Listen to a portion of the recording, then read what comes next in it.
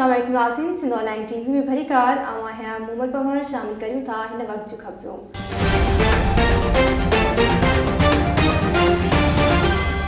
नाज़रीन नौशर फिरोज़ में अलावारे चौक सामू मिठानी रोड ते अकरम आटूस ते 125 मोटरसाइकिल ते सवार 3 हथियारबंद दुकान में दाखिल थी।